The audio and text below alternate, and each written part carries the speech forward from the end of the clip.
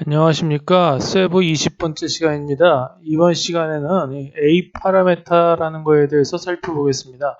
이 A 파라라는 거에서 A는 adjective, 즉 형용사를 나타내는데 이 형용사는 X 파라로 표시할 수 없는 그런 거죠. 그래서 이거하고 연관되어 있는 예술, 즉 예술이라는 건 무엇이고 그게 이제 형용사로 어떻게 표시가 되고 그리고 이제 마지막으로 그거하고 이게 연관된 사람한테만 있는 이제 특유의 능력인 창의력이 어떻게 발휘되는가 하는 거에 대해서 한번 살펴보도록 하겠습니다. 먼저 예술이란 무엇인가 하는 거에 대해서 한번 살펴보겠습니다. 보통 사전에 나와 있는 그런 정의를 보면은 예술이라는 거는 아름다움을 표현하려는 인간의 활동 및 그 작품이다 이렇게 되어 있습니다.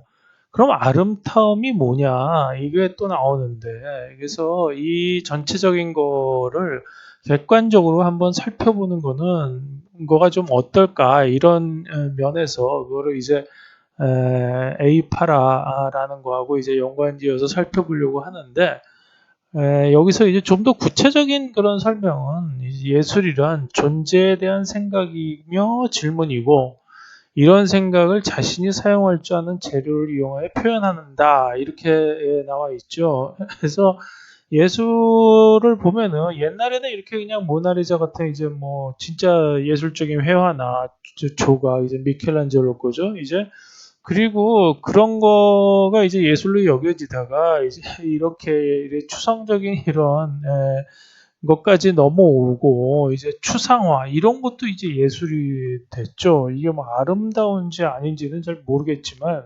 어쨌든 그거와도 한술 더 떠서 이렇게 진짜 완전히 꼭 무슨 파괴된 것 같은 그러한 것까지 이제 예술의 경지로 들어오고 있습니다. 그래서 옛날하고는 예술의 경지가 이제 굉장히 좀 달라졌는데 현대에서는 이제 아예 돼지가 그리는 그림까지 이거를 이제 예술이라고 이렇게 하는데 글쎄 뭐 잘 모르겠습니다. 그러니까 어디까지가 예술이고 어디까지가 예술이 아닌지 뭐 한번 생각을 해봐야 될 문제 같고요. 그래서 프랑스에서는 이제 예술을 10가지로 분류를 했습니다. 처음에 이제 5가지였던 것 같았는데 점점 늘어가지고 이제 여기서 10가지가 뭐 불어로 된 거 뭐 푸미어 듀셈 뭐 트와즈 뭐 까티엠 뭐 생겜 뭐 시젠 뭐 이렇게 나와가지고 뭐 네비엠 뭐 디셈까지 제10까지 게임 건축 조화회화 이거 옛날에 클래식한 것들이죠.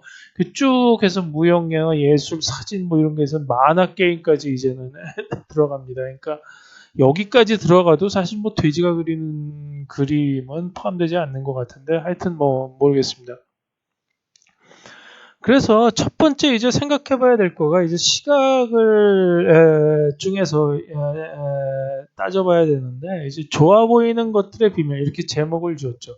그래서 그 중에서 이제 형태를 살펴보면은 인간은 이제 아름다움을 이제 자연 형태에서 주로 찾았죠. 그래서 뭐 자연이 가지고 있는 뭐 비율, 균형, 조화, 곡선, 대비, 비례, 안정, 역동, 규칙, 반복 뭐 이런 것들을 좀 따라하고 본받으려고 하는 그런 것들을 이제 많이 추구를 했는데 그래서 뭐 르네상스도 그런 것 중에 이제 하나죠. 보면은 중세 시대에서 좀 종교적인 어떤 그런 거에서 좀 벗어나서 자연적인 어떤 그런 걸로 찾는 어떤 그런 걸로 르네상스가 원래 그 불어죠.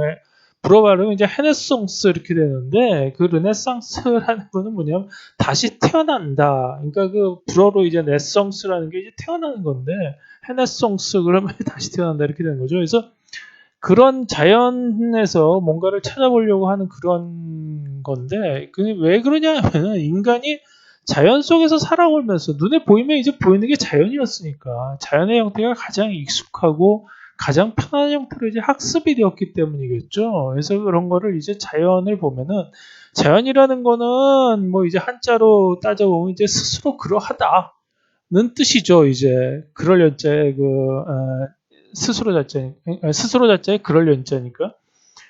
그래서 그거는 이제 인위적인 거하고 이제 반대로인데 자연적인 거라는 걸 뭐 한마디로 정리해 보면은 뭐 과하지도 부족하지도 않고 그다음에 이제 제자리에 정돈되어 있고 비슷한 어울림이 있는 형태라고 말을 할 수가 있겠죠. 그래서 이런 이 꽃이 이제 굉장히 규칙적이고 이제 반복적이고 뭐 이제 비례가 되게 잘 돼 있고 곡선도 좋고 균형 이런 게 굉장히 잘 돼 있죠. 꽃잎 같은 경우는 보면은 뭐 이제 여러 개의 꽃잎이 이제 피보나치 수열을 따라한다고 이제 얘기했는데 뭐다 그런 건 아니고 하여튼간에 굉장한 규칙이 있습니다. 이게 뭐 히말라야 정상에서 바람 불 때 모습도 굉장히 아름답고요. 이거는 뭐 다 아시는 것처럼 뭐 레오나르도 다빈치가 그 인간의 신체를 이제 비율을 정해 놓은 건데 이게 가장 이제 아름다운 비율이라고 얘기를 하죠. 그리고 이 다비드상 같은 경우는 이게 정확히 정면에서 보면은 머리가 큽니다. 그러니까 이게 미켈란젤로가 조각을 할 때 미켈란젤로하고 레오나르도 다빈치 같은 경우에는 인간의 조각을 잘 하기 위해서 또는 이제 그림을 잘 그리기 위해서 해부학을 뭐 실제로 해부를 했다고 합니다. 그러니까 그 불황자들의 시체를 데려다 갔다가 그래서 이 머리가 굉장히 크게 만든 거는 미켈란젤로가 왜 그러냐면 이 다비드상이 높게 있죠. 이렇게 밑에 이제 받치는 대가 있어가지고 사람들이 이제 아래에서부터 위로 올려다보는데 그 머리가 굉장히 더 멀리 보이기 때문에 밑에서 봤을 때 머리하고 몸의 비율이 맞도록 일부러 머리를 크게 만들었다는 거예요. 그렇게 해야지 이 비례대로 보인다는 거죠. 그래서 이게 이제 자연적인 즉 이제 인간도 자연의 일부라고 볼 수 있기 때문에 자연의 신체의 비율을 맞추기 위해서 이렇게 했다는 거고요. 그다음에 이제 뭐 이런 경우는 뭐 저녁 노을인데 굉장히 아름답죠. 색채도 그렇고 이제 뭔가 원의 곡선이라든가 이런 게 있는 거죠. 그래서 그런 것들을 따라한 어떤 그런 예술 작품을 보면은 이거는 이제 가우디가 설계한 이제 그 성당이죠. 그라나다에 있는 여기 이 성당이 이 어떤 여기 보면은 꽃잎이나 이런 거 굉장히 비슷해서 자연적인 그게 많습니다. 이거 가우디는 특히 이제 곡선을 굉장히 많이 썼죠. 기둥도 수직으로 세우는 게 아니라 기둥도 이렇게 삐딱삐딱하게 세워가지고 꼭 뭐 안 무너지게만 하면은 이제 그렇게 세우고 해서 이제 가우디는 곡선을 굉장히 이제 중요시했다 이렇게 얘기를 하죠. 그래서 그런 어떤 자연에서 따온 그런 곡성미를 많이 살린 거가 이제 가우디의 작품이 되겠고 이런 거는 이제 보면은 균형이나 이제 어떤 비례 이런 게 굉장히 단아하죠. 그러니까 한국의 어떤 그런 거의 특징인데 굉장히 단순하면서도 굉장히 단아합니다. 이게 바로 이제 카드가 황금 비율이라고 하는 걸로 이제 만든 거죠. 여기서 이제 이런 데서 똑같이 나와서 이제 인간이 가장 보기에 그냥 무난하게 편안하게 볼 수 있는 그 가로 세로의 비율이 황금 비율이라고 합니다. 그리고 여기 그 버스 같은 경우가 굉장히 곡선에 유려하고 어떻게 보면 이게 꼭 사람의 귀같이 그렇게 보일 수도 있고 그렇죠? 이거 굉장히 좀 그런 디자인이고 이거 이제 다랑아리인데 우리나라에서 유일하게 굉장히 이제 단아하고 심플하면서도 굉장히 이제 뭔가 멋있고 뭔가 이제 풍요롭고 이제 그런 거를 나타내는 거가 달 항아리입니다. 이게 굉장히 보면 세계적으로 우리나라에서 유명한 항아리인데 그 중에서도 이제 개대장 가장 이제 유명한 그런 작품 중에 하나입니다. 그런 게 이제 다 자연에서 따왔다 이렇게 이제 말씀드릴 수가 있는 거죠. 그리고 좋아 보이는 것들의 빈면에서 칼라를 보면은 칼라가 이제 굉장히 중요하죠. 칼라를 결정짓는 요소는 이제 뭐 배색, 대비, 비율, 뭐 면적, 색온도, 명도, 채도 이런 것들인데 강한 색은 이제 면적을 줄여서 포인트적으로 사용을 해야 됩니다. 그래서 기본색이 70%하고 보조색 25%하고 주제색 5%의 비율이 가장 좋다. 이렇게 얘기를 하는데 여기서 보면은 이제 하얀색이 튀죠. 바탕이 까만색이니까. 그럴 때는 하얀색을 굉장히 이제 면적을 크게 만들면 굉장히 좀 촌스러워집니다. 그래서 그거를 이제 가늘게 면적을 줄여서 가늘게 만들어서 주제색을 여기서 한 5% 정도 되게끔 이렇게 만든 거 이렇게 되죠. 그리고 각각의 뭐 상표나 뭐 그런 뭐 베스킨라빈스나 뭐 스타벅스나 뭐 이런 뭐 맥도날드나 이런 거에도 다 각각의 색깔이 있습니다. 그런데 이제 가보면은 뭐 맥도날드라고 해서 전부 빨갛게 칠해진 것도 아니고 스타벅스가 전부 뭐 초록색으로 된 것도 아니고 베스킨라빈스 전부 분홍색도 아니고 그렇습니다. 그러니까 그러한 어떤 그 색깔들의 자기네 주제색은 아주 강렬하게 그 느낄 수 있도록 5%만 사용한다는 거죠. 그리고 이 각각의 컬러에는 또 이게 그 이렇게 느끼게 하는 그러니까 뭔가 리마인드 시키는 어떤 그러한 주제들이 있습니다. 그래서 여기서 보시면은 예를 들어 파란색은 신뢰감을 주기 때문에 이제 뉴스룸에 이제 수용이 되는데 보면은 왜 파란색이 이제 신뢰감을 주느냐? 그러면 이제 사람들이 약간 좀 투명한 파란색이 좀 투명하죠. 이제 그 물색 같은 그런 느낌이 들고 해서 그 투명하기 때문에 이제 신뢰감을 주는 겁니다. 그래서 빨간색 같은 경우는 이제 흥분하고 에너지를 주고요. 노란색은 행복, 재미, 그 다음에 핑크는 이제 양육, 돌봄, 사랑, 이제 엄마 사랑, 이게 하트 할 때 핑크로 하죠. 그리고 주황은 따뜻하고 친근하고 뭐 그렇겠죠. 이게 따뜻한 색. 갈색은 안전하고 안심하고. 왜냐면 이건 땅색이잖아요. 그다음에 초록색은 평온, 조화, 균형 이런 걸 나타내는데 이건 이제 그 숲에 들어가 있을 때 그런 색이고 파랑은 아까 말씀드린 정직, 신뢰 이런 거고 보라색은 빨강하고 파랑이 주는 뭐 이미지 모두 그런 거를 다 갖는다고 그럽니다. 그래서 이거 두 개를 다 가져서 BTS가 보라색을 쓰죠. 그래서 이제 그러한 어떤 신뢰, 그 다음에 이제 흥분, 에너지, 이제 이게 두 개를 다 갖게 되는 거죠. 그래서 이제 보라색을 이제 택한 거죠. 그리고 회색은 중립이고 검정색은 이제 때가 많이 타는 색이죠. 그래서 우아하고 세련되고 흰색은 평화하고 고요한 그런 색깔이죠, 당연히. 그래서 이제 색은 사람이 이제 온도로 따지면은 이제 또 느끼는 온도가 있어요. 그래서 빨강은 가장 뜨겁게 느껴지고 주황, 노랑, 초록, 자주, 검정, 파랑, 흰색 순서로 이제 온도가 차게 느껴지는데 그래서 이제 이렇게 수도꼭지 같은 데는 이제 빨간색으로 전부 이제 뜨거운 물은 왼쪽에 빨간색으로 차가운 물은 오른쪽에 이제 파란색으로 왜냐하면 사람들이 전부 오른손잡이가 많으니까 오른손으로 아무 생각 없이 틀으면은 찬물이 나와야 되겠죠. 뜨거운 물이 나오면 잘못하면 될 수가 있으니까. 이게 전부 파란색으로 이제 이렇게 오른쪽에 배치를 하고요.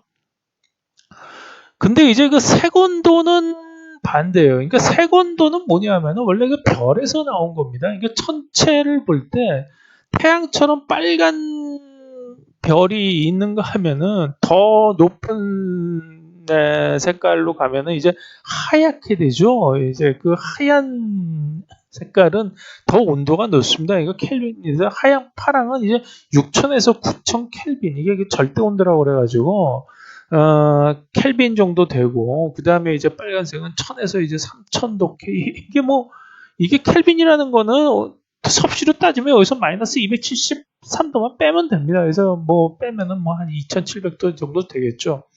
그렇게 되는데 빨간색이 색온도가 가장 낮고 여기서 파랑하고 하양 쪽은 색온도가 높습니다. 그래서 같은 색깔이라고 그래도 이게 약간 하얀색 쪽으로 많이 보이면은 색온도가 이제 높은 거고 그 다음에 약간 좀 불그스름한 기가 돌게끔 하면은 이제 그 색온도가 낮은 건데 그러니까 똑같은 하얀색이라도 이제 약간 붉은기가 나는 하얀색이 있고 약간 좀 파랗게 나는 그 하얀색이 있죠. 그래서 그 텔레비전 같은데 온도 그 색깔 조정하다 보면 이제 컬러 템퍼처라는 게 나오는데 그게 바로 이제 색온도입니다. 그렇게 해서 약간 자기가 좋아하는 색깔로 맞추게 돼 있고요. 그래서 편하게 마실 수 있는 그러니까 카페 같은 데서 편안한 색감을 주는 거는 뭐 여기 뭐 이런 정도의 밝기 2500에서 300K 그리고 이제 가장 예뻐 보이는 온도는 이제 3500K 정도. 요거는 좀 밝으지만 너무 밝으면 이제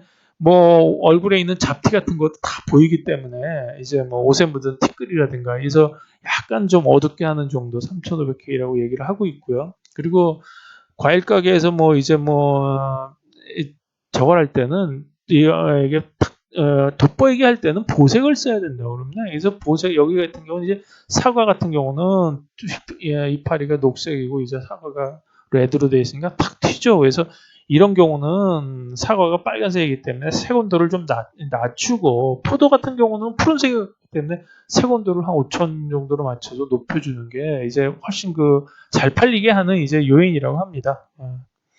그러면 이제 그러한 이제 우리가 객관적으로 어떤 게 예뻐 보이고 어떤 게 이제 안 예뻐 보이고 하는 거를 지금까지 살펴봤으니까, 그렇게 따지면은 우리는 대충 이해를 하는데 기계는 알아듣기가 힘들겠죠. 그래서 그런 경우 기계가 좀 이제 객관적으로 알아먹을 수 있는 이제 값이나 파라메타를 정해서 이제 A 파라메타라는 거를 쓰기로 했습니다.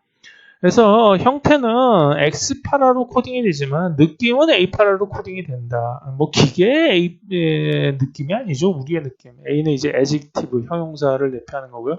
그래서 이제 이 각각의 형태마다 우리가 느끼는 어떤 그런 감이 좀 달라요. 그래서 여기서 보면 폰트 같은 경우에서도 보면은 이런 건 좀 묵직하죠. 묵직하면서도 이제 어떤 거는 굉장히 좀 다이나믹하게 이제 그렇게 팍팍 튀는 게 있고, 어떤 거는 스태틱하게 이렇게 좀 정적인 게 있어요. 그러니까 정적인 거는 오른쪽에 이제 여기가 이제 X축과 Y축 두 개를 정해서 2차원 평면상에 이거를 배열을 하는 거죠. 그래서 2차원 평면상에 좀 스태틱한 거는 오른쪽에 배열을 하고, 다이나믹한 거는 왼쪽에 배열을 하고, 그 다음에 좀 가벼운 거, 그냥 여성적이고 좀 가볍고 이제 농도가 낮고 하는 거는 위쪽이고, 아래쪽은 이제 무거운 건 당연히 아래쪽으로 내려와야 되겠죠. 그래서 이제 남성답고, 그다음에 이제 무겁고 이런 거는 이제 아래쪽으로 이제 배열을 해서 이거를 쭉 배열을 한 다음에 그거를 이제 우리가 이런 표는 굉장히 여러 가지로 만들 수가 있습니다. 꼭 폰트뿐만이 아니라 어떤 도형에 이런 것도 그렇고 색깔도 그렇고 모든 것도 형용사도 그렇고 그냥 만드는 거예요. 우리 느낌대로 따라 X축, Y축을 그은 다음에 여기 최고를 이제 100%를 X 100%, Y 100%로 잡고 거기에 따라서 우리 느낌대로 이렇게 쭉 배열을 하는 거예요. 그 다음에 근데 이제 주로 하는 게 이 X축은 강도죠, 강도. 이 왼쪽으로 갈수록 이제 다이나믹하고 강도가 세고, 그 다음에 이제 아래쪽으로 내려오면 내려올수록 농도가 센 거예요. 그래서 이 농도하고 대부분의 어떠한 물리적인 성질이나 모든 것도 다 농도와 강도로 얘기를 할 수가 있어요. 그러니까 강물 같은 경우도, 폭포수 같은 경우는 저거죠. 강도가 센 거죠. 그러니까 여기 오는 거예요. 근데 예를 들어서 보면 세계에서 가장 높은 폭포가 이제 앙헬 폭포인데, 그건 이제 줄기가 가늘어요. 근데 2000m 높이에서 떨어지죠. 그런 경우는 이제 앙헬 폭포 같은 건 여기에 들어가는 거고, 그 다음에 이제 나일강이나 아주 거대한 강이 있죠. 황하강, 양자강이나 이런 거대한 하류에서는 물의 양은 엄청나게 많은데 속도는 굉장히 느려요. 바다에 가까워졌기 때문에. 그러니까 그런 경우는 여기에 들어가는 거예요. 그러면 강도도 별로 약하고 농도도 약한, 이런 경우는 이제 개울 같은 경우죠. 그런 경우에 이제 위치시킬 수가 있는 거고, 우리가 쓰는 전기 같은 경우도 그래요. 전압이라는 건 강도입니다. 그러니까 2만 볼트, 3만 볼트 이렇게 갈 때 이게 강도가 센 건 이쪽에 들어가는 거고, 암페아, 전류가 얼마나 흐르느냐라는 거는 이쪽에 들어가는 거예요. 그래서 아무리 전압이 강해도 전류가 무지무지 약하면은 감전돼도 죽지 않아요. 그냥 따끔할 정도 되는 거죠. 근데 전류도 많고 볼트도 엄청나게 세고 하는 이런 정도. 이건 만지면 그냥 직사합니다. 여기 변전소에 들어가는 어떤 그러한 몇만 볼트짜리 만지면 죽고, 그런 경우가 여기에 해당되는 거예요. 그래서 모든 물리적인 양은 이렇게 농도, 강도로 나눌 수가 있어요. 그러니까 결국 뭐냐면 이거는 퀄리티라고 그러면 퀄리티라고 볼 수가 있고, 이건 퀀터티라고 볼 수가 있는 거죠. 이게 양이고, 이거는 이제 질이죠. 얼마나 좀 이렇게 나눌 수도 있는 거고. 그래서 대부분의 물리량은 이런 식으로 나눌 수가 있어요. 두 개가. 또 물리학적으로 그렇게 되어 있고. 그래서 이렇게 하나의 표를 만든 다음에 그거를 A1이라고 이제 명명을 하는 겁니다. A1 테이블, A1 표 이렇게 해서 폰트에 있어서는 A1 표라고 이제 우리가 정하는 거죠. 이거를 뭐 A1을 뭐 모양 형태를 A1이라고 정해도 돼요. 그러니까 그거는 시스템마다 달라질 수 있는데 세부 시스템에서는 이렇게 정한다는 거죠. A1 폰트라고 이 테이블로 보고 그 폰트가 어느 정도의 느낌을 주느냐 사람들한테라는 거를 나타낼 때 뭐 테이스트 즉 여기서 보이겠죠? 테이스트 11은 여기서처럼 A1X는 60% 여기서 X축이 한 60% 정도 되는데 위치해 있고 A1Y는 마이너스 65% 마이너스 되는 65%이 정도의 이제 위치에 있다. 그러면 이 숫자만 퍼센트 숫자만 보면은 우리가 대충 이거는 보면 이게 좀 스태틱하면서 강도는 약하면서 농도는 좀 강한 거구나라는 걸 알 수가 있는 거죠. 이게 플러스면은 이제 약하고 강도적인 면에서 약하고 이게 마이너스가 되면 농도적으로 좀 묵직하구나 이런 거를 느낄 수가 있는 거니까. 물론 이것만 가지고 어떤 이 폰트를 정의하는 건 아니죠. 이 폰트를 정확히 알기 위해서는 이거를 엑스파라로 다시 코딩을 해야 됩니다. 그리고 이제 두 번째로 뭐 모양을 이제 하는데 모양도 이러한 여러 가지 모양이 있을 수가 있어요. 이거를 뭐 스태틱한 거 하고 이걸 다이내믹 뾰족뾰족한 거는 강한 걸로 가는 거고 좀 이제 아무래도 좀 이렇게 좀 뭐 묵직한 어떤 그런 사다리꼴 같은 좀 묵직하잖아요. 이런 거 묵직한 건 아래쪽 배치하고 원 같은 경우는 좀 이게 날아갈 것 같고 풍선 같고 이거 위로 향하고 이런 거 이제 가볍게 배치하니까 이렇게 놓고 그렇게 해서 이거를 쓰는데 이거 물론 다 엑스파라로 코딩이 되죠. 그런데 이거를 이제 감을 이제 얘기할 때는 이거를 A2X는 0%, 그다음에 이 엘립스는 A2X는 0%, A2Y는 85% 이런 식으로 이제 적으면은 된다는 거죠. 그래서 칼라 A 파라메타를 보시면은 이제 칼라는 물리적으로 RGB 값으로 정의가 됩니다. 근데 느낌은 그게 아니기 때문에 A 파라로 나타내는데 A3 이 표를 보면은 단색이죠. A4는 배색이고 배색은 이제 여러 개를 한꺼번에 같이 이제 위치시켰을 때 쓰는 게 이제 배색인데 단색으로 봤을 때는 아무래도 보면 이제 뭐 묵직한 색깔들은 이제 뭐 무채색에 가까운 이런 좀 겨울철에 코트 색깔 이렇게 많이 쓰는 거죠. 강렬한 거는 보면은 이제 이렇게 원색들이 많죠. 옛날에 베네똥이 이제 스웨터 만들 때 전부 원색으로 만들었었는데 이게 굉장히 좀 이제 사업할 때는 위험한 색깔입니다. 이 원색이라는 게. 근데 그걸 이제 잘 한 거죠. 베네똥은 잘 맞게. 그다음에 이제 대충 여기 보면 이제 희끄무레한 그런 색들이 이제 많아요. 그렇기 때문에 이 색깔을 RGB로 표시도 하지만 그리고 이제 이거가 이제 A3 파라메타로 이렇게 이 색 같은 경우는 A3X는 40%에다가 A1X 이거 잘못했네. A3입니다. A3Y는 마이너스 65% 이제 이렇게 표시하면 된다는 거죠. 배색인 경우 같은 경우도 그럴 수가 있어요. 여기서 이제 이제 날아갈 것 같은 그런 색깔은 이제 맑고 온화하고 내추럴하고 우아하고 뭐 고상한 이게 사실은 왜 그러냐면 이게 어떤 이 경쾌한 화려한 우아한 뭐 은은한 고상한 이런 게 전부 형용사죠. 이제 형용사인데 이런 색깔은 좀 내추럴한 거고 이런 색깔은 우아한 색깔이고 이런 색깔은 화려한 색깔이라는 겁니다. 그러니까 우리가 예를 들어서 보면은 그렇죠. 우리가 그러면은 네 옷 색깔이 참 경쾌하다 그럴 때 그 옷 색깔이 경쾌하다는 거는 무슨 색깔을 경쾌하다고 얘기하죠? 그 잘 모르잖아요. 그러니까 대충 이런 색깔이 경쾌하다라고 얘기를 한다는 겁니다. 이런 게 다이나믹한 거라고 얘기를 하고 그래서 여기서도 밑에 쪽으로 오면 이제 무겁고 딱딱하고 이제 그러고 여기 위로 가면 이제 부드럽고 이제 뭐 가볍고 이런 색깔을 나타내는 거죠.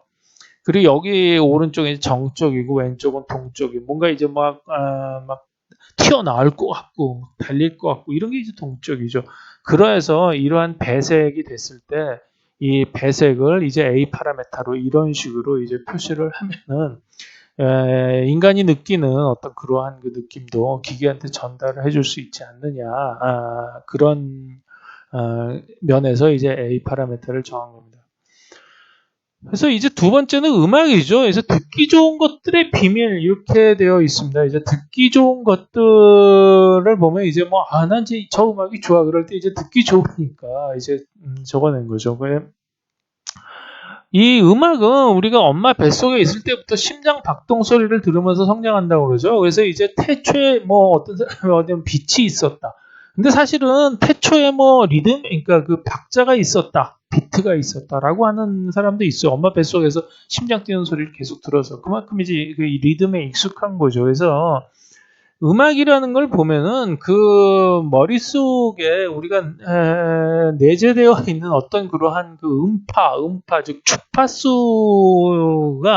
로 하여금 우리를 뭐 기쁘게도 하고 도파민도 나오게 하고 좀 싫어하게도 하고 이러한 거를 이제 표시하는 게 이제 음악 쪽이죠. 그래서 음악을 보면은 이제 전부 이제 소리에 의한 주파수로 표시되는데 여기서 보면 한 옥타브 외에 같은 위치의 음은 주파수가 배려된다. 그러니까 한 옥타브는 그러니까 도에서 그 다음 도까지 가면은 여기가 100Hz면 거기는 200Hz가 되는 거예요. 보통 220인 걸로 제가 기억하는데 220, 440, 880 이렇게 가는 거죠. 그래서 주파수가 내려가기 때문에 두 배로 되는데 어차피 높다는 것만 되지 위에도나 아래도나 위에도나 우리는 도로 인식을 해요. 그러니까 즉 우리는 도레미파솔라시도로 인식을 하지만 뭐 다른 데서는 뭐 이제 뭐 약간은 좀 다른 소리, 변형된 소리로 좀 인식을 할 수도 있는데 어쨌든 간에 같은 도로 인식을 한다는 거예요. 같은 음을 인식을 한다는 거예요.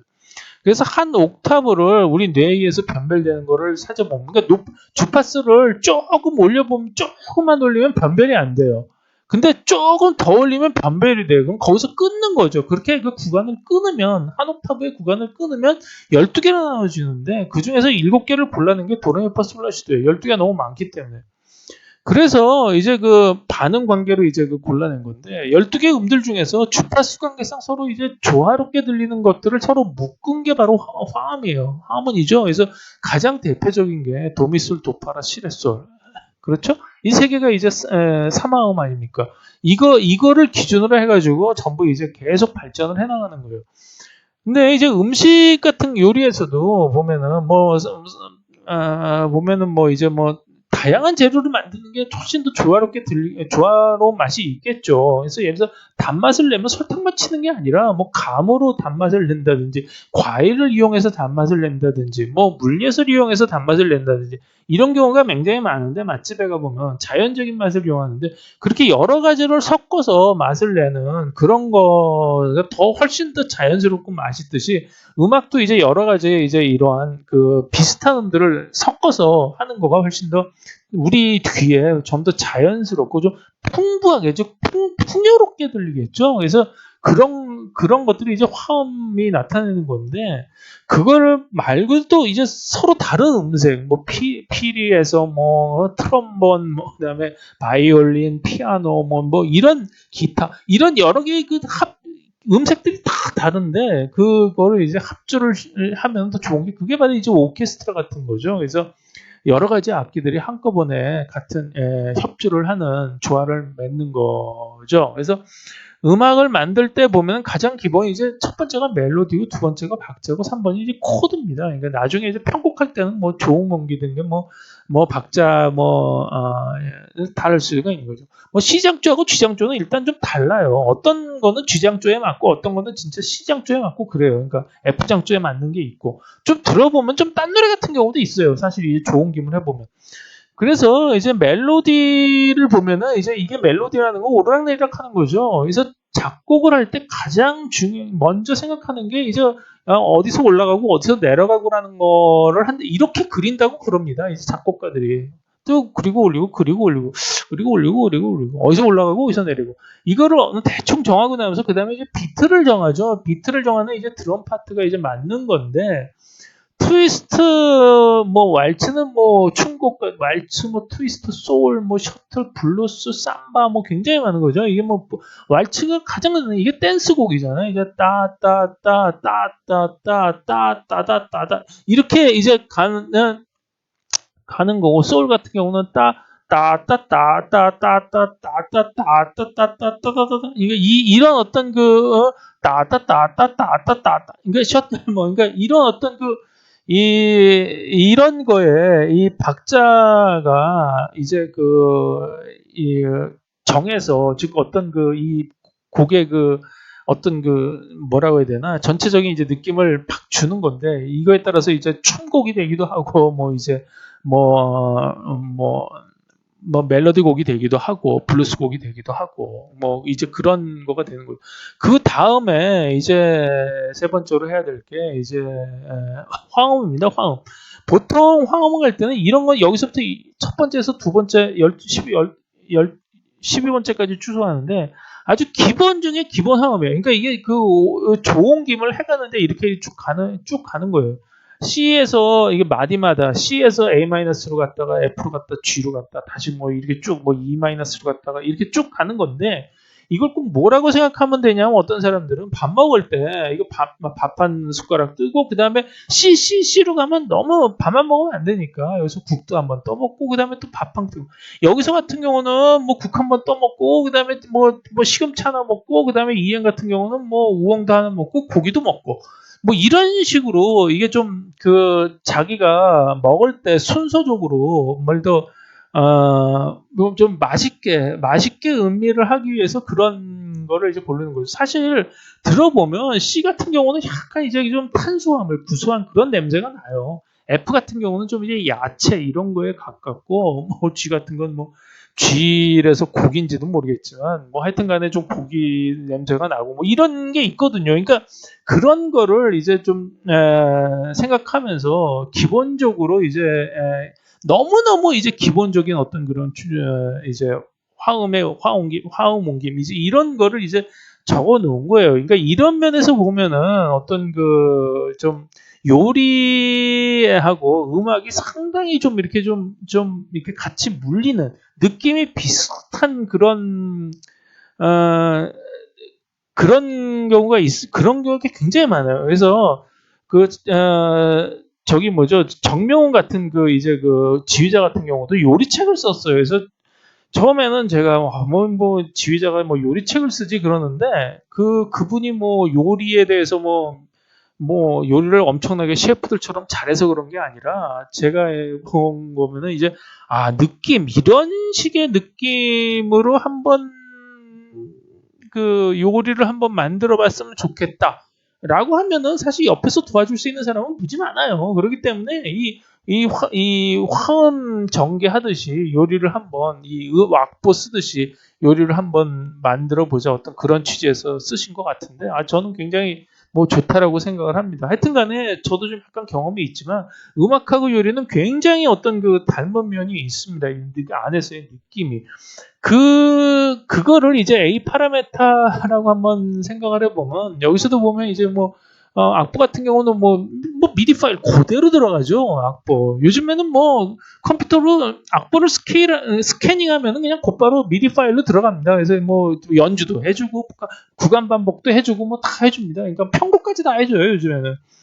그래, 요즘 사실 AI가 뭐 작곡도 하는 마당에서, 뭐 작곡하기 쉽죠, 사실 솔직한 얘기가 몇만 곡만 이게 한번 쭉 훑어보면은 그 중에서 뭐 비슷한 거 연결을 해가지고 작곡하면 되는 거니까.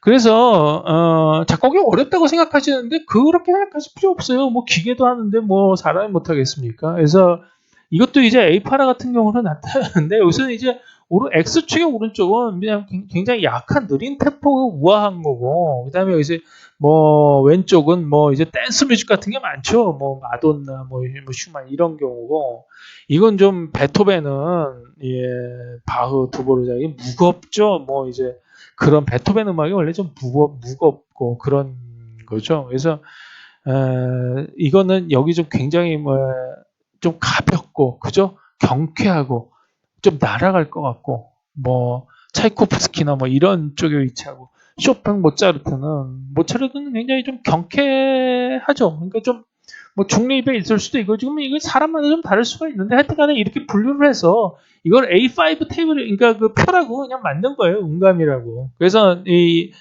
모차르트 뭐 0이다 그러면은 뭐 A5X0 A5Y도 제로 그냥 그렇게 놔버리면은 중간에 있구나라는 걸 알 수가 있는 거니까 5라는 게 이제 음감을 나타내는 어떤 그러한 그 도표고 A6도 이제 느낌을 나타낸다고 그러면은 어떤 여기 뭐 중화롭고 뭐 이제 음악적인 이런 걸 나타낼 수 있게 격조 있고 풍요롭고 뭐 이제 화려하고 경쾌하고 뭐 이런 식으로 표현할 수 있겠죠. 이건 뭐 보통의 일반적인 그냥 형용사인데 그러한 느낌을 주는 것도 뭐 나는 뭐 그 음악이 이렇게 들었다라고 해서 이 음악에 대해서 뭐 뮤직 언더바 11은 뭐 A6X는 20, A6Y는 뭐 마이너스 30 이렇게 나타낸다는 거예요. 그래서 그렇게 나타내면 될 것 같고요. 그래서 이제 미각에 들어왔습니다. 미각을 보시면 맛있는 것들이 비밀인데 뭐 맛은 향미죠. 향기하고 이제 미각의 이제 플레이버, 향미를 두개 합쳐서 이제 플레이버라고 그러는데 이게 굉장히 이제 유명한 표죠. 이게 뭐냐면 우리가 그 쓰는 향미 성분, 인그리디언트라고 하죠. 그 향미 성분 뭐 여기서 보면 뭐 재료나 향미, garlic, onion, 이건 양파, 그다음에 에그, 이거는 뭐 버터도 있고 밀크도 있고 수많은 우리가 쓰는 이 식재료들을 이렇게 전부 묶어 놓은 겁니다. 어떤 기준에 의해서 묶어 놨냐면은 여기서 보시면은 캐러고리가 이제 그 색깔별로 나타나는 거예요. 이제 노란색은 프루트, 이게 과일인 종류가 있고, 그 다음에 이제 목축이, 데어리, 뭐, 스파이시, 이런 식으로 허브 종류, 베지터블, 야채, 플라워, 꽃에, 뭐, 프렌치는 이제 식물, 시리얼은 이제 시리얼. 진짜 그런 곡식, 뭐, 이런 것들로 이제 그 동그란 색깔을 분별하고, 프레벌런스는 뭐냐면 굉장히 우리가 많이 사용하는 식재료는 동그라미를 크게 그려놓은 거예요. 어니언, 갈릭 크게 돼 있죠. 에그도 크게 돼 있죠. 피트, 밀 이것도 크게 돼 있죠. 그러니까 그 버터 이렇게 크게 되어 있는 거고 쉐어드 컴포넌트는 뭐냐면은 이게 서로가 이 향미 성분이 이 화학적인 성분이 서로가 같은 게 많을 때 그럴 때는 이렇게 굵게 표시를 한 겁니다. 그래서 여기서 보면 굉장히 이제 이런 것들이 뭐 여기 뭐 파인애플이죠. 파인애플이고 뭐 이제 여기서 보면 뭐 이건 애플이고 그죠? 파인애플하고 애플이 이제 거의 많이 이제 공유되어 있는 그런 걸 볼 수 있는 거예요. 그렇게 해서 쭉 나오는 거죠. 그래서 사실 이 도표를 이렇게 보면은 여기서 만약 이 재료가 없다 그러면 바로 옆에 있는 재료를 좀 대처해서 쓸 수가 있는 거예요. 왜냐면 비슷하니까. 그래서 이렇게 해서 이거를 만들어 놓은 표입니다. 이게 사실 굳이 이거 볼 필요가 있겠습니까? 냄새 맡아보고 맛만 썰어서 맛보면 이제 끝나는 건데 하여튼간에 과학자들은 이런 식으로 이제 과학적으로 분리를 한다 이런 걸 알아두시면 될 것 같고요. 두 번째는 이제 식감이에요. 식감이 굉장히 중요한데 맛을 내는데 여기서 보면 이제 그 밑에서 브랜트하고 이제 셔먼에 의해서 작성된 식감의 분류표죠. 그래서 이거는 뭐냐면 처음에 이니셜하고 이제 그 메스티커털이라는 게는 뭐냐면은 이제 씹는 과정이에요. 그러니까 메스티커털이 그러니까 퍼시브드 듀어링 추잉이래요. 그러니까 씹는 과정에서 느껴지는 어떤 그런 거예요. 처음에 넣었을 때의 맛. 그 다음에 이제 두 번째 씹을 때의 어떤 그런 식감. 그 다음에 이제 이게 남는 거, 애프터 테이스트라고 그러죠. 레지듀얼 남는 거 다 꿀꺽 삼키고 나서 이제 남는 그런 거를 이제 쭉 분류를 해 놓은 거예요. 그래서 이니셜인 경우에는 미케니컬하게는 당연히 기계학적으로 보면 딱딱하고 비스코스티 이제 저게 있고 미끄러운 게 있고 브리틀리스 부서지기 쉬운 거고요. 그렇게 나올 수가 있는 거죠. 지오메트리 계약적으로는 이거는 화학 구조에 따라서 달라지는 거니까 그 구조 프로덕트 스트럭처에 따라 달라지는 거니까 각각의 저런 게 되어 있는 거고 참고적으로 말씀드리면 우리가 이제 먹을 수 있는 야채가 있고 먹을 수 없는 야채가 있죠. 보면 그래서 이파리 같은 경우는 상추 같은 경우는 먹지만 예를 들어서 보면 나뭇잎 같은 경우는 못 먹는 게 많아요. 나무까지도 못 먹죠. 근데 사실 쌀이나 이런 거 보면은 다 성분이 같아요. 보면은 셀룰로스로 이루어져 있죠. 식물들은. 근데 셀룰로스가 우리가 먹을 수 있는 것들은 이게 성기게 되어 있어요. 찹쌀이나 쌀이나 상추 같은 경우는 그래서 씹어도 이게 눌려져 가지고 이제 끊어지면서 그게 이제 포도당으로 이제 이따 기계적으로 부서지고 그다음에 이제 입속에 있는 아밀로제가 이제 그거를 단당류로 다 분리를 해낼 수가 있어서 안에서 이제 소화가 되는 건데 그 나무 재질이나 이런 거 같은 경우는 워낙 이 세포벽이라는 게 굉장히 예를 들어서 보면은 단단한데 그 예를 들어 뭐 20m, 30m 올라가는 나무 같은 게 있잖아요. 그런 경우는 세포벽이 단단해가지고 지지작용을 하지 못하면 그냥 쓰러지는 거예요. 그 세포벽이 어떻게 보면 아파트의 그 방 하나를 다 그 칸막이라고 그러죠. 그 중력벽이라고 그러죠. 그걸 견딜 수 있는 그런 식의 그거를 하나 이제 세포벽인데 아파트의 그 각각의 격벽들이 굉장히 부실공사를 했다고 생각해 보세요. 그냥 팍 쓰러지잖아요. 마찬가지로 20m, 30m 올라가는 그 나무들이 그 세포벽의 구조가 단단하지 않으면 그게 뭐 견디겠습니까? 그러니까 그 단단한 세포벽을 씹어서 끊을 수도 없는 거고 뭔가 이렇게 벌려지지 않으니까 아밀로제가 침투가 되지 않는 거고 그러니까 단당류로 분리가 안 되는 거예요. 그래서 그게 분해가 안 되는 것뿐이지 그것도 사실은 다 따져보면은 당류로 다 되어 있는 거예요. 셀룰로스. 그렇기 때문에 근데 그 소들이나 이런 것들은 보면은 그거를 엄청나게 씹죠. 씹고 그거를 끊을 수 있는 이제 그 효소가 있고 또 넣었다가 또 되새김질을 하잖아요. 꺼냈다가 또 씹고 이래 그렇게 막 씻고 또 씻고 몇 번을 해도 똥으로 나오는 거 보면은 아직도 소화되지 않은 그런 뭐 풀이나 뭐 이런 그런 것들이 많아요. 그래서 몇 퍼센트 소화 안 된다고 그래요. 그러니까 그러한 어떤 그 스트럭처가 그러니까 성분은 같아도 스트럭처들이 다 다르기 때문에 그렇게 되는 겁니다. 사실 뭐 나무를 우리 인간이 씹어서 다 먹을 수 있다 그러면 뭐 사실 기아라는 게 있겠습니까? 다 해결될 텐데 좀 안타까운 뭐 일이죠. 뭐 어쨌든 그래서 이것도 보면은 이 씹는 과정에서 보면은 이제 추인껌 같은 그 추이니스, 뭐 어디시브니스 이게 들러붙는 어떤 그런 거죠. 이렇게 분류되는 거. 그리고 이제 그 끝나고 나서 저거 하면은 넘기고 나면은 이제 브레이크다운 이제 그 저거 되는 거죠. 다 조금씩 잘려가지고 넘어가는 그런 건데 이제 모이스처 옵섭션 이거 습기를 이제 흡수하거나 이제 마우스 코팅 이 입속에 이렇게 쭉 이제 발라지는 거죠. 이제 그러한 느낌이 이제 갖는다는 거예요. 뭐 이 식감적으로 또 보면은 우리가 그 식감을 이거는 사실 우리가 별로 그렇게 좀 익숙하지 않은 용어인데 이거는 맨날 쓰는 거죠. 뭐 크리스피 브리틀 파우더 이거 뭐 저거로 된 거, 뭐 가루로 된 거, 모이스트 드라이 스티키, 터프 텐더 뭐 이거 많이 쓴 거죠. 러버리, 고무 같은 거고, 스펀지 같은 거, 텐더, 플라스틱 같은 거, 모이스트 드라이 스티키 싹이 질척질척한 거죠. 스무드하고 코스하고 좀 거칠고 그다음에 거친 음식을 먹어야 된다며요. 그래야지 뭐 건강이 좋아진다고. 뭐 페이스티, 크러미, 코이런트, 뭐 모이스트 드라이 스티키 싹이 뭐 세미 솔리드죠. 이거는 뭐 반고체적인 거, 럼피, 스무드하고 이제 플루이드는 틴하고 그다음에 워러리, 그다음에 비스코스, 뭐 크리미, 패티, 뭐 저거 있는 그리즈, 뭐 스티키 쩍쩍 달라붙는. 뭐 이런 거는 대충 다 알 겁니다. 그러니까 이런 식으로 여러 가지 식감이 있다는 거를 이제 알아두시면 될 것 같아요. 그래서 향미의 이 파라메타는 이제 향기와 미각인데 여기서 보면 향기는 이제 강도 농도로 나누고 효각은 이제 미에서 느끼는 감각들이죠. 뭐 여기도 똑같아요. 보면은 뭐 산뜻하고 날아갈 것 같고 박하 이런 거는 여기에 위치를 하고요.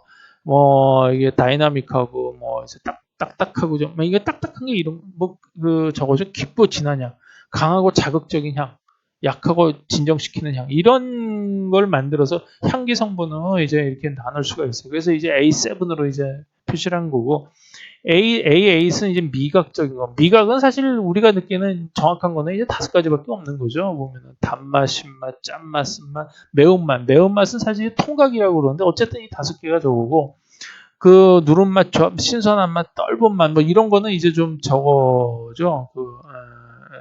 보면 뭐 이제 합성된 그런 맛인데 어쨌든 이런 식으로 배치가 된다는.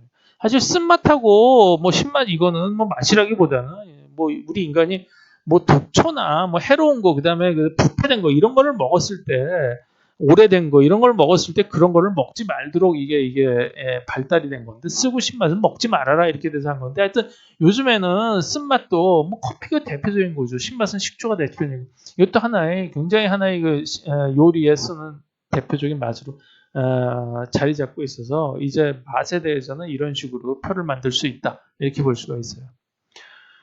그 다음에 이제 마지막으로 이제 촉각과 질감 A 파라메타를 보죠. 그래서 보면은 이거는 촉각, 질감 이런 경우인데 A9이 이제 섬유 같은 거에서 보면 여기서 이제 푹신푹신하고 풍선 같고 이런데 여기 딱딱하고 레더 뭐 축 처지는 거고 그 다음에 여기는 까칠까칠하고 표면 교칠과 까칠하고 여기는 이제 뭐 번들번들거리고 불러도 옷감으로 따지면 이런 것들이 이제 위치할 수 있다는 거고 A10은 재질은 뭐 이건 저거죠. 뭐 이제 제품을 만들 때 이제 그런 걸 도자기 같은 거 이런 쪽에서 벽돌 거칠거칠하고 뭐 가볍고 유연하건 대나무 뭐 이렇게 들어가고 스틸 강철 당달하고 무겁거나 아래쪽으로 들어가고 이렇게 해서 A를 뭐 쓸 때 A10X는 얼마, A10Y는 얼마 이렇게 쓰면 된다는 겁니다. 네, 마지막으로 이제 그 예술에서 남은 분야가 이제 그 언어에 대한 얘기인데 이제 읽기 좋은 것들의 비밀, 시와 문학 이런 게 이제 굉장히 아름다운 말들이죠, 시가. 그래서 뭐가 이제 아름다운 거 참 설명하기도 어려우니까 그냥 이제 한국어, 영어, 중국어, 일본어에서 이제 시들을 한번 분석을 해봤습니다. 그래서 보면은 이거 유명한 거죠. 노천명 시인의 이제 사슴이라는 시인데 보면 이제 모가지가 길어서 슬픈 짐상이여 언제나 점잖은 편 말이었구나 관이 향기로운 너는 무척 높은 족속이었나 보다. 시를 이렇게 읽으면 안 되겠죠. 뭐 굉장히 좀 천천히 여유를 갖고 좀 음미를 하면서 그죠. 그러니까 어떤 사실 팩트를 전달하기 위한 어떤 그런 문장이 아니고 어떠한 읽으면서 감정을 느끼게 할 수 있는 그게 예술 아닙니까? 그러니까 예술가가 시인이 뭔가를 말을 통해서 어떠한 우리가 독자들이 모르는 어떤 그런 감정이 이렇게 올라올 수 있도록, 그러니까 뭔가 그 인스퍼레이션이 되도록 그거에 문구를 작성하는 거죠. 그러니까 이제 그러한 문구를 내는 건데 보면은 이제 한국에서의 어떤 그러한 문구는 특별히 형식적인 면은 없는 것 같아요. 예, 제가 보기에는. 그러니까 좀 이제 뭔가 좀 뭔가 뭔가 사람이 뭔가 좀 생각하게 되고 그죠? 뭐 그럴 수 있으면은 좀 음율이 좀 있을 수 있죠. 뭐 옛날에 시조는 뭐 3434 그런 식으로 음율이 있었으니까 이렇게 리듬처럼 음악처럼 죄송합니다. 그런 거가 있다고 그러면은 훨씬 더 뭐 좋겠죠. 그래서 이제 그런 옛날에는 그런 게 있었는데 이제 현대에서는 뭐 그런 거는 없는 것 같아요. 그래서 그냥 일반적으로 자기가 이렇게 뭔가 필링을 담고 싶은 어떤 그런 거를 쓰는 것 같아요. 영어는 어떤 식으로 되냐면은 뒤쪽에 이 저거를 맞춰요. What is this life if full of care? care가 나오죠? We have no time to stand and stare. tear가 나오죠. care, tear. 그 다음에 bow, cow, pass, grass, daylight, night, glance, dance, can, begin, care, stare. 그러니까 이런 식으로 뭔가 좀 음율을 맞춘다기보다 뒤에 이제 발음 같은 거를 맞추는 거예요. 그러니까 뒤쪽에 발음이 같은, 모음이 같은 어떤 그런 것들을 쭉 모으면서 어떤 저거를, 그러니까 좀 음율 같은 거를 시도하는 어떤 그런 거가 이제 가장 영어 영시의 대표적으로 이제 그 특징이라고 이제 말을 할 수가 있을 것 같아요. 그다음에 이제 중국어가 좀 약간 좀 이제 영문시하고 좀 비슷한 게 있어요. 뒤쪽의 발음들이 상당히 같아요. 여기 메이, 카이, 여기서는 쉐, 라이 이런 식으로 이제 같은데 좀 이 중국 시들은 이렇게 좀 우리나라 옛날에 시조처럼 이렇게 뭐 운율을 좀 맞추죠. 이렇게 좀 맞추면서 여기서 보면 지양지ao 그러니까 이게 이제 중국 시는 이제 그냥 자기네들 말하는 그대로 쓰면 돼요. 이게 뭐 옛날에 뭐 우리나라가 한시를 짓는다 그랬을 때 한시라는 게 따지고 보면 굉장히 어려운 것 같은데 그냥 중국어입니다. 중국어. 그냥 중국어대로 쓰는 거고 이거 자체는 지양지하고 슈즈메이 이거는 보면 그냥 모가지가 길어서 슬픈 짐승이 이거하고 똑같은 그냥 중국어예요. 그렇게 생각하시면 돼요. 그러니까 이게 다 이제 문법적으로 해석이 가능해요. 지양지아오 그러니까 이게 벽이라 담이라는 거고 지아오는 각진 게 모퉁이죠. 단모퉁이에 슈즈메이. 그러니까 그 몇 개, 이게 수량, 양사예요. 즈는 이게 양사, 즉 몇 개를 단위를 나타내는 거고, 가지라는 뜻이에요. 슈즈메이, 몇 개의 매화 가지가 있었다. 이렇게 되는 거죠.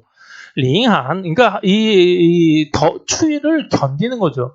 링한, 뚜즈, 카이, 그러니까 이 독자적으로 하다를 할 때 이게 뚜즈 같은 거예요. 그러니까 그 뚜즈, 독자적으로 카이, 피었다는 거죠. 이 카이는 뭐냐면은 이 카이파, 그러니까 꽃이 피었다는 거예요. 여기서 꽃이라는 말이 없죠. 근데 중국어에서 그러니까 카이, 이게 매화를 나타내면서 카이 그러면 그냥 피는 거예요. 카이파, 피는 거죠.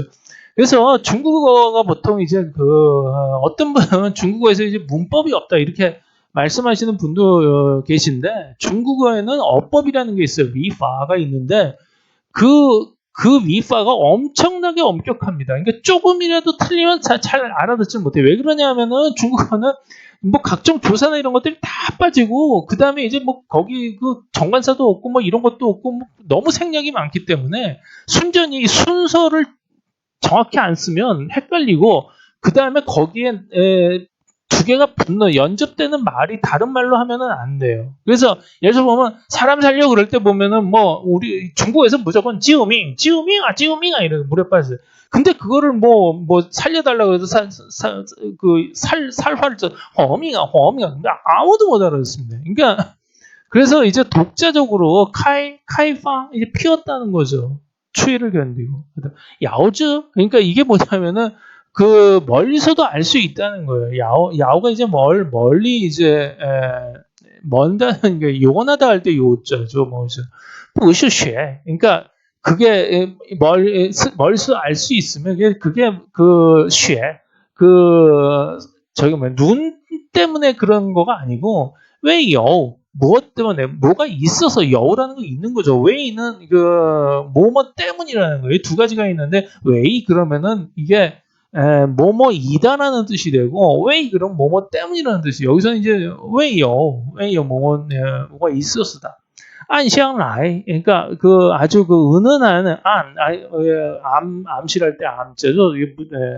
안샹, 향이 이제 그 향기인데, 안샹, 이게 은은하게 풍겨온 향기, 라이 온다 이거예요. 그러니까 이런 식으로 뭔가 쭉 옛날에 뭐 이제 선비들이 모여서 뭐 정자에 앉아 이렇게 뭐 얘기를 했겠죠. 墙角 슈즈 메이 링한 두즈 카이 야오즈 부슈쉐 웨이요시 안샹라, 이런 식으로 뭐 저걸 했겠죠. 그러니까 이렇게 쓰는 거하고 뭐 같은 거예요. 뭐 별로 중국어만 할 수 있으면 어려운 거 아닙니다. 일본어 같은 경우는 일본어는 이제 하이쿠라는 게 있어요. 하이쿠는 이 사람들 뭐냐면 두 가지가 필요한데, 하나는 계절적인 요인을 써야 된다는 거예요. 계절적인 어떤 말을 써야 되고, 또 하나는 뭐냐면 뭐뭐 하구나, 뭐뭐 하군, 뭐 이런 식의 감탄적인 어떤 그런 용의 나거나 캐리 이런 어떤 그런 말들을 뒤쪽에다 붙여줘야 된다는 거예요. 그게 이제 하이쿠인데, 여기서 보시면 이제 굉장히 간단하죠. 이게 반복적이고 비슷해요. 어떻게 따져보면 비슷한 거니까. 사카히까리 야또 데끼다요. 그러니까 원덕을 올라서, 그러니까 야또 데끼다요. 겨우 이제 올라왔다는 거죠. 우레시나 그러면 기쁘구나. 그다음에 두 번째는 도모다치 또 사요나라고 싶대. 그러니까 친구하고 안녕 사요나라를 해서 사비시나 이거 굉장히 이제 슬프구나 이런 뜻이죠. 그래서 이거 위에 쓸 때 걸 또 한 번 쓰는 거예요. 사카가리 야또 됐겠다요. 그러니까 언덕을 올라서 겨우 이제 올라왔다는 거예요. 그러니까 하루노 가제. 그러니까 이제 여기 지역 계절적인 게 이제 들어가야 되기 때문에 하루노 가제. 그러면 이제 봄에 저거죠. 여기서는 이제 아까 썼던 거하고 똑같은 질문. 도모다치 또 사요나라고 시대. 그때 그러니까 친구하고 이제 이별을 해서 그러니까 아끼노 가제. 그러니까 기쁜 거는 봄에 비유를 한 거고, 슬픈 거는 이제 가을에 비유를 하고, 이런 식으로 이제 쓰는 거가 이제 보면은 일본의 하이쿠입니다. 그래서 대충 보면은 이제 그 시 같은 걸 보면은 대충 이제 뭐 음율을 맞춘다. 그 다음에 이제 약간의 그 리듬을 갖게 하도록 해서 약간 음악적인 그거를 가미를 하고 그 다음에 뜻을 좀 이렇게 좀 어떤 이게 인스퍼레이션을 주는 어떤 그런 말들을 하고 뭐 그게 시입니다. 예. 그래서 이제 형용사 A 파라미터를 이제 C는 이제 저거로 따지는 거니까 말로 따지는 거니까 이제 그 형용사를 따지면 여기 이제 뭐 아까 얘기하는 우아한, 내추럴, 귀여운, 뭐 경쾌한, 화려한 이렇게 쭉 있는 거죠. 세련된 뭐 여기 쭉 차변한 거에서 전부 2차원 평면상에 이렇게 쭉 배열을 하고 해가지고 이제 형용사라고 해서 A11 도표를 만든 거예요. 보면 이거 뭐 자기가 원하는 대로 내가 뭐 차분한 그러면은 x가 얼마죠? 한 60 정도 되네요. x가 60죠. 왜냐하면 스태틱 정적이 약간 좀 정적이죠. 그 다음에 좀 아래쪽으로 가야죠. 농도가 좀 묵직하게 가야죠. 여기서는 뭐 한 뭐 30 정도 되겠네요. 그러니까 그 정도라고 표시가 되는 겁니다. 어디서? 형용사 테이블에서. 느낌도 아까 했던 거하고 마찬가지로 이런 식으로 그 언어에 대해서 이거를 매길 수가 있는 겁니다. 그래서 이제 언어 여태까지 이제 그러니까 예술이 뭐고 그다음에 각각의 오감은 어떻게 이제 되고 그거를 어떻게 표시하고 A 파라메터 어떻게 적고 이런 거를 해봤는데 거기서 이제 가장 상위에 있는 게 언어예요. 그러니까 언어하고 창의력이라고 쓰여 있는데 이 크리에이션, 이 언어하고 창의력이 어떤 식으로 이제 그 연결이 되고 우리가 이제 인간이 어떤 그 창의력을 발휘를 할 수 있는가를 이제 살펴보겠습니다. 인간이 가지고 있는 두 개의 특징입니다. 다른 종류의 다른 종에는 없는 언어도 다른 종에는 없고 창의력도 다른 종에는 없죠. 인간만의 독특한 능력입니다. 근데 창의력이라는 건 이제 인간이 언어가 있게 가능한 거예요. 그래서 잘 보시면 우리가 여태까지 잘 생각 안 해본 건데 모든 언어 문장을 살펴보면 그 두 개로 나눌 수가 있어요. 팩트하고 가정. 팩트는 그야말로 사실이고 가정은 if문이에요. 과거는 전부 팩트죠. 그래서 프로그래밍하는 뭐 C++이나 뭐 파이썬 이런 언어 같은 경우도 보면 딱 두 가지밖에 없어요. x = 3, assignment statement. x는 3이다. 이거 팩트죠. 그 다음에 이 팩트를 이용을 해서 x가 0보다 크면 y는 4다. 이게 뭐냐면 if문이에요. 이게 두 개밖에 없어요. 프로그래밍 언어에서 가장 많이 쓰는 두루프도 사실은 이거를 몇 번을 계속 돌리는 걸 편하게 하기 위해서 만든 것 뿐이에요. 케이스 문장도 if문이고 이 두 가지밖에 없어요. 그래서 그 개가 짖었다는 건 팩트고 그 개는 짖는다는 가정이에요. 만약 그 개라면 짖는다는 거를 그런 if문을 현재문으로 그냥 쓴 거예요. 그 개는 짖는다. 그 개는 항상 짖어. 뭐 이런 얘기죠. 그래서 창의력이라는 건 뭐냐면 가정, 이 부분에서 출발을 합니다. 그래서 그런 가정이 있는 거는 팩트들이 있었기 때문이죠. 그리고 창의력은 의미도 가져야 되는데 그 밑바탕에 언어가 있어요. 왜 그러냐면 엑스파라에서 참 조합이 돼가지고 어떤 의미가 생기게 되면은 그냥 그걸 그대로 쓸 수가 있지만 너무 복잡하잖아요. 그래서 그걸 전부 언어로 할당 어떤 이름을 주어줘요. 단어, 그죠? 네이밍을 합니다. 그래서 어떤 단어로 할당을 하기 때문에 그 단어는 어떤 하나의 의미를 갖고 그 언어가 그러니까 바탕이 돼서 거기서부터 이제 if문이 설정이 되고 그 if문에 의해서 창의력이 발휘된다 이런 뜻입니다.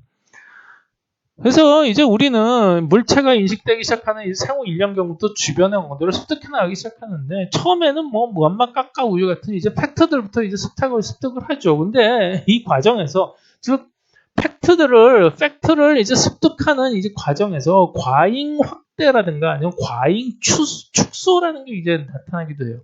이게 논리를 잘못 세워서 그런 거예요. 예를 들어 보면은 과잉 확대는 뭐냐면 강아지를 멍멍이로 알았다. 그러면은 내 강아지가 4발이 달렸으니까 4발 달린 동물은 전부 멍멍이라고 부르는 거예요. 이게 if의 과도한 확장이죠. 즉 인과관계가 하나도 없는 거예요. 이게 그러니까 강아지는 4발도 달려야 되고 뭐 주둥이도 나와야 되고 뭐 털도 있어야 되고 다 그런 거하고 달라지는 건데 그 어떤 그런 거가 없이 그냥 하나만의 사실만 가지고 전부 그냥 이거면 이거다라고 이제 억지죠, 억지. 그런 어린애일 때는 이런 경우가 있다는 거예요. 과잉 축소는 예를 들어 보면 컵에 있는 아이스크림을 알았어요. 컵에 이제 아이스크림 컵에 담은 게 나온다 이거죠. 그러면 컵에 있지 않은 아이스크림은 전부 아이스크림이 아니다라고 생각하는 거예요. 나중에 크면 클수록 아이스크림은 콘에도 담아 먹을 수 있고 막대기에도 끼워 먹을 수 있고 뭐 여러 가지가 있잖아. 그런 거 여러 가지를 보면서 이게 다 분류 작업이 이제 이루어지는 거죠. 그래서 이 언어를 습득하는 거를 보면은 1세, 2세, 3세, 4세, 5세, 5, 6세 정도까지 하면 어느 정도 이제 언어가 굳어진다고 그럽니다. 그래서 1세는 단어들을 습득을 하고 그다음에 이제 명사부터 이제 취득하는데 과잉 확대나 과잉 축소 같은 거가 이제 일어날 수가 있고 3월의 1대1 대응이 아직 완벽하지 못해요. 2세일 경우에는 이제 뭐 외우기도 편하죠. 2세는 두 단어 문장 쓰고 3세는 세 단어 문장 쓰고 4세는 네 단어 문장 씁니다. 이거는 두 단어 문장은 뭐 she beautiful 그녀는 엄마 예뻐 마마 beautiful 이런 게 두 단어 문장이고 세 단어는 뭐 마마 그 뭐죠 그 I ate milk I drank milk 뭐 내가 뭐 밀크를 마셨다 이런 뭐 삼형식 문장 거죠. 이게 그런 게 뭐죠. 네 단어 이상의 문장이면 뭐 마마 gave me milk 뭐 이런 거죠. 그러니까 간접 목적 복적 두 개가 목적이 두 개인 경우에 그런 것도 되고 오형식 문장도 보면 목적 보호까지 들어가고 이제 그런 경우도 4단어 이상이죠. 그래서 2세 때는 이제 특징이 이제 대명사를 사용을 하고 근데 품사는 없어요. 몰라요 아직. 남의 말을 흉내내고 동사가 이제 생기기 시작을 하고요. 세 살이 되면 세 단어 이상이고 부정문 같은 게 복수형이 생기면 주격조사 가가 이제 주어라는 걸 아는 거죠. 그다음에 이제 300에서 1000단어의 단어를 습득을 합니다. 하루에 뭐 10개씩 많이 하면 10개씩 외운다고 그러던데 하여튼 간에 4세가 되면은 시제가 현재가고 시대를 알 수 있고요. 그다음에 이제 문장을 변형시킬 수 있고 특정 좀 문법 규칙도 알고 이제 되는 뭐 일반화 그런 현상도 보이기 시작을 하고요. 그다음에 이제 5세 이후가 넘어가면 복잡한 이제 몇가지 다 이제 파악하지는 못하지만 대부분의 문법 규칙에 이제 숙달하고 부사 형용사 쓸 수 있고 그다음에 이제 의문사들이 등장이 되고 한 3천여 개의 단어를 이제 습득을 한다고 합니다. 그래서 논리학을 보면은 이제 그 창의력의 이게 바탕이다. if문은 창의력의 바탕으로 볼 수가 있어요. 왜냐하면은 이제 자 보시면 이제 그 우리가 팩트들을 이제 인식을 하고 나면은 if 그 다음에 이제 if문을 형성을 해가는데 거기서 이제 귀납법하고 연역법이 이제 대표적으로 두 개의 이 방법에 의해서 형성을 해가죠. 귀납법은 개별적 사실로부터 일반적인 원리를 도출하는 방법이에요. 그러니까 이거 우리 굉장히 많이 들었죠. 공자도 죽었고 맹자도 죽었고 노자도 죽었어. 같은 결과를 내는 같은 그런 팩트들을 다 보는 거예요. 그 팩트들의 공통점을 뭐냐 봤더니만 공자, 맹자, 노자는 다 사람이다 이거예요. 그러면 그런 사람이 다 죽었으니 사람이면 죽는구나. 뭐 사람 죽는다. 그래서 일반적 원리를 도출하는 거면은 if 사람이면 되는 죽는다. 그래서 이렇게 이제 도출을 하는데 그 아까 여기 그 과잉 확대라는 게 이제 있었죠. 그게 그렇게 하다 보면 무슨 오류가 생기냐면은 그러니까 생각하지 못한 결과가 있거나 또는 인과관계 도출에 실패하는 경우가 생겨요. 1번 경우는 타조는 날개가 있어도 날지 못해요. 그러니까 날개가 있는 모든 everything은 날 수 있다. 그건 아닌 거죠. 몇 개의 예변이 있다. 물론 뭐 글쎄 예외 없는 법칙은 없다. 그 얘기가 맞는 거예요. 한 99.99% 맞으면은 다 그냥 2% 그냥 쓰는 겁니다. 그러니까 정확히 100% 포멀이고 정확히 100% 모두 맞는 거는 예외 없는 규칙은 뭐 거의 없다고 봐야죠. 이 경우에는 이제 날 수 있는 속성은 인과관계를 잘못 따져 날개 대신에 솜털이 있으면 나네라고 판단을 해가지고 솜털이 있으면 날 수 있다라고 도출하면 그거는 잘못돼. 솜털이 있으면 물에 빠졌을 때 젖지를 않죠. 물에 저기 역할을 해주는 거야. 방수 역할을 해주고 이게 그 따뜻하게 해준 거죠. 다운 코트처럼. 그래서 솜털로 만드는 거예요. 그래서 그런 게 인과관계가 잘못된 거예요. 그러니까 이렇게 하면 안 되죠. 그러니까 연역법은 또 뭐냐면은 일반적 원리를 전제로 해서 개별적 사실을 도출해내는 거예요. 그래서 보죠. 사람은 죽어요. 일반적 원리죠. 영이는 사람이에요. 그러니까 영이는 속성이죠. 사람이라는 게. 그러니까 사람이니까 죽는구나. 이게 개별적으로 인스턴스가 어떻다는 거를 거꾸로 도출해내는 거예요. 실제로 왜냐하면 영희는 죽는다라는 거는 모르죠. 영희가 아직 안 죽었는데 죽을지 안 죽을지 모르잖아요. 근데 영희는 죽는다라고 어떻게 말할 수 있겠어요? 그거는 영희는 사람이기 때문에 언젠가는 죽는다라고 얘기를 하는 거죠. 그래서 사람과 죽는다는 건 이제 클래스고 영의 인스탄스죠. 그래서 이거는 if문은 클래스하고 클래스 사이에, 즉 일반 원리는 클래스하고 클래스 사이를 if문으로 적은 거예요. if 사람들은 죽는다. 그리고 이제 영이는 사람이다라는 건 이서관계라고 그러죠. 뭐뭐는 뭐뭐다. 뭐뭐 영이 is 사람 이렇게 되는 거죠. 그래서 이거를 이 if문으로 표시를 할 수가 있죠. 아까 말씀드렸듯이 개는 짓는다. if 영이 된 사람처럼 되는 거예요. 그래서 이게 왜냐하면 만약 A가 B이고 A이면 B이고 B이면 C다 그랬으면은 두 개가 합쳐지면 어떻게 되냐면은 A는 C다가 성립이 되는 거예요. 그래서 영희는 사람이고 사람은 죽는다기 때문에 영희가 죽는다라는 게 도출이 되는 겁니다. 그러니까 이렇게 되는 거예요. 그러니까 if는 두 개씩 엮어가지고 새로운 if, 새로운 팩트, 새로운 사실을 만들어내는 거예요. 그게 이제 연역법이죠. 그래서 원리는 귀납법으로 도출하고 맞냐 틀리냐는 연역법으로 이제 판단을 하는 거죠. 그 다음에 이제 대오명제라는 게 있어요. 대오명제는 뭐냐면 if A then B, 즉 A면 B에다가 있을 때 B가 아니면 A도 아니다. 이게 참이면 이것도 참이에요. 그래서 사람이 죽는다라는 대오명제는 죽지 않으면 사람이 아니다라는 게 대오명제거든요. 근데 사람은 죽는다가 참이니까 죽지 않으면 사람이 아니다라는 것도 참이 되는 겁니다.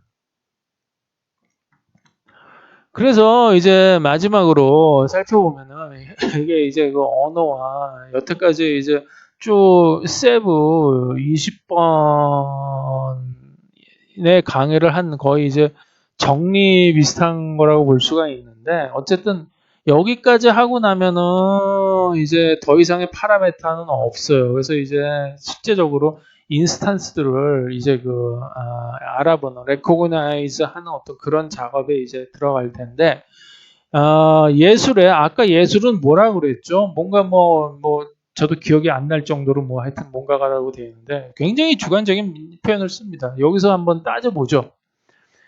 그러니까 예술의 포멀한 정의를 제가 한번 만들어 봤습니다. 아주 그냥 간편하게 만들고, 그거에서 이제 여태까지 그 20번의 강의자는 좀 매준말 비슷하게 하려고 합니다. 그래서 인지된 모든 팩트들이 클래스들로 일반화가 되면 이게 벡터 콘테이지가 되는 거죠. 뇌 속의 이프문들에 의해서 사고가 시작이 되는 거예요. 그러니까 언어가 이제 쭉 돼서 언어는 클래스로 만들어져. 그 만들어서 쭉 이제 팩트들이 그러니까 쌓이다 보면은 그 팩트들을 전부 이프문으로 엮어가지고 아까 귀납법, 연역법처럼 그게 두 개가 막 작동이 되면서 특히 잘 때, 그죠? 아무 생각 없을 때, 그럴 경우 명상할 때, 이게 그럴 때 이제 이런 걸 하는 겁니다. 각종 이걸 엮는 거예요. 즉 보면은 사고는 뇌 속에 어떤 입력이 가해졌을 때 그에 연관된 모든 if문들의 발화를 통해서 검증을 하는 작업이에요. 그러니까 사고는 뭐냐면 쭉 어떤 문장 A, B, C, D가 쭉 입력이 되면 그게 다 맞는 건 아니죠. 거기서 그러니까 그거 A, B, C, D, E에서 Z까지 전부 다 팩트죠. 팩트가 입력이 된 상태에서 그걸 이제 if문을 형성을 해나가잖아요. 그러면은 if문의 개수는 서로가 다 이게 예를 들어서 3개가 들어간다. 그러면은 세 개를 가지고 팩트 3개를 가지고 if문을 만들라고 그러면은 6개를 if문을 만들 수가 있을 거예요. 팩트 1이면 팩트 2고 팩트 2면 팩트 3이고 팩트 3이면 팩트 1이고 이런 식으로 만들 수가 있겠죠. 근데 그 if문들이 그럼 다 맞느냐? 아니죠. 틀린 거가 있을 수도 있죠. 그 틀린 거를 어떻게 알죠? 이거하고 어떤 if문 하나하고 다른 if문 하고 서로 이제 모순이 생기면, 즉 컨트라딕션이 생기면 둘 중에 하나가 틀린 거가 되겠죠. 그런 것들을 잡아내는 거가 이제 사고예요. 추론은 뭐냐면 어떤 클래스에 if문이 없는데 그러면 비슷한 클래스에 if문이 있으면 그거를 이제 대신 써보는 거예요. 그러니까 if를 어떤 일반화를 한번 시켜보는 거죠. 포멀의 전 단계입니다. 일반화를 시켜보는 게 추론이에요. 되나 안 되나 그럼 모르는 거죠. 한번 그래서 모순이 안 생기면 이것도 맞는 거라고 그 당시에는 이해를 할 수가 있겠죠. 창의는 이렇게 검증하는 과정에서 아직까지 클리어하게 정의되지 않았던 새로운 입부문을 찾아내는 거예요. 즉 예를 들면 이렇게 A는 B이고 B는 C고 그러면은 여기까지는 됐어요. 근데 D는 F고 여기서 끊긴단 말이에요, 중간에. 그러니까 이렇게 입부문이 세 개가 생겼는데 기존에 이게 세 개의 입부문이 있는데 여기에 끊겼다가 한참을 사고를 하고 고민을 하고 명상을 해봤더니 다른 어떤 것들에 의해서 또는 어떤 경험을 통해서 봤더니 C는 C면 D라는 게 어떤 그게 나왔어요. 사고를 통해서도 도출해낼 수 있고 경험을 통해서도 알 수가 있고 그러면 이게 쭉 연결이 되죠. A는 B고 B는 C고 그러니까 A면 B고 B면 C고 C면 D고 D면 F. 그러면 쭉 연결되면서 이게 A면 F, A면 된 F라는 새로운 사실이 얻어지는 거예요. 이게 바로 뭐냐 하면은 창의력입니다. 새로운 그러면 이렇게도 볼 수 있겠네. 이러면 훨씬 더 이해가 빨라지는 이그젬플을 만들 수 있겠네. 뭐 이런 거죠. 그거를 그거를 일단 느낀 다음에 예술이라는 건 뭐냐면 작품을 통해서 남들에게 A는 F 같은 영감, 인스퍼레이션을 주는 거예요. 자기가 뭔가 새로운 걸 느꼈다 이거죠. 남들이 못 느낀 A는 F다라는 걸 느꼈어요. 그거를 통해서 그 느낀 거를 조각을 하고 공연을 하고 뭐 그림을 그리든지 그렇게 해가지고 그거를 남들한테 보여주는 거예요. 자기가 느낀 거를. 그게 예술이죠. 그러니까 예술가는 일단 자신만의 이품문을 느껴야 돼요. 그러니까 이 이품문을 어떤 작품을 통해서 어떻게 표현할 수 있을까 하는 건 그 다음 문제예요. 그러니까 그림 그리고 조각하고 공연하고 글쓰기 이런 거는 단지 기교일 뿐이에요, 보면. 예술가가 자기가 뭔가 임플리멘테이션 뭐 하려고 하는 그 이품문이 없는데, A면은 F다라는 어떤 그런 걸 못 느꼈는데, 즉, 인스퍼레이션이 없는데, 뭘 그리고 뭘 공연하고 뭘 만들고 그러죠? 그거는 허당이죠. 보면. 공갈빵이에요. 안에 공기만 들은. 그리고 근데 이제 두 번째 문제는 뭐냐면 기교가 나빠가지고 자기가 뭔가를 표현하려고 했는데 남들이 이걸 느끼질 못해요. 알아주질 못해요. 그럼 안 되죠. 그러니까 그 아무리 예술 작품이라는 것도 똑같은 예술이라도 다 예술성이 있는 거하고 없는 게 있지 않습니까? 뭐 인스퍼레이션만 있다고 전부 똑같이 쳐줄 수는 없잖아요. 굉장히 정교하고 뭔가를 느끼게 해주고 뭐 이런 거는 이제 A급에 속하는 거고 대충 그냥 뭐 쥐었다 넣은 것처럼 만들었다 그런 거는 뭐 등급이 한참 낮을 수밖에 없는 거죠. 그래서 피카소 같은 경우 실력이 없어서 그렇게 그린 게 아니에요. 그냥 4, 5살 때 아주 사진처럼 똑같이 그렸다고 그럽니다. 그리고 마지막으로 뇌는 이제 DNA가 선천적인 게 50%, 후천적인 경험이 50%라고 해요. 그래서 DNA는 어쩔 수 없지만 부모님이 물려주시는 거기 때문에 이게 저희도 말씀드렸죠. 이게 뇌가 성능이 좋으려고 그러면 처음에 이제 엄마 뱃속에서 있을 때 저거를 화학적인 어떤 페로몬이 저거 돼가지고 가지들이 쭉쭉 뻗으면서 이거 레이아웃이 잡혀요. 그때 레이아웃이 잘 잡혀야지. 반도체로 따지면 이제 플로플레인이라고 그러는데 그게 자리를 잘 잡아야지 나중에도 이게 연결이 쉽게 되고 그러는 거. 이게 DNA적인 거고. 후천적으로 뇌를 발달시키는 방법은 이제 일단 경험을 많이 해야 돼요. 공부를 많이 해야 되죠. 저는 학교에서 배우는 것 자체는 그렇게 별로 추천하고 싶지를 않아요. 그냥 학교는 그냥 남들이 배운 그 이품들만 잔뜩 그냥 쳐넣는데 그게 잘 안 해서 그렇게 회로가 형성이 안 됩니다. 그러니까 필요할 때 안 나와요. 경험을 많이 하면은 확실히 그러니까 이 필요할 때 탁탁탁탁 나오죠. 예. 그래서 그런 거를 경험을 많이 쌓아야 되고 그다음에 예술 활동을 많이 하고 많이 듣고 해서 이 품문을 이제 얻어야지 되는 거라고. 일본에서도 그런 얘기하죠. 하다대간주. 그러니까 피부로 느껴라 이런 얘기를 하잖아요. 그냥 머릿속으로 그냥 돌리지만 말고. 그러니까 그런 거를 이제 많이 해야지 점점 후천적인 게 발달되는 거고, 에디스처럼 호기심 많고 이것저것 팩트들을 이품으로 연결시켜 보니까 명상하고 사고 많이 하고, 그러니까 사고하고 명상하라는 게 단지 앉아가지고 그냥 눈 감고 졸라는 게 아니에요. 그러니까 그냥 아무 생각이 없는 것도 아니에요. 아무 생각이 없으면 그거는 명상이 아닙니다. 무슨 뭔가를 많이 생각을 하고 그 안에 있는 이품문을 많이 연결하도록 노력을 해요. 그럴수록 뇌는 풍요로워지고 프루트풀해진다는 거죠. 여기까지 해서 세브 20번째 강의의 대충을 이제 마치도록 하겠습니다. 다음부터는 진짜 이제 각종 C 파라에서부터 시작해서 C의 X, 그다음에 L 파라, F 파라, 이제 여기 A 파라까지 왔는데, 뭐 A 파라는 뭐 제가 죽은 다음에서도 나올지 말지 할지 모를 것 같고, 어쨌든 하나 이제 다음에는 이제 진짜 C 파라부터 하나하나 차곡차곡 진짜 이제 인식 과정을 시간이 엄청나게 걸리더라도 조금씩 그냥 해 나가는 방법으로 그렇게 하려고 합니다. 지금까지 경청해 주셔서 굉장히 감사합니다. 이상입니다.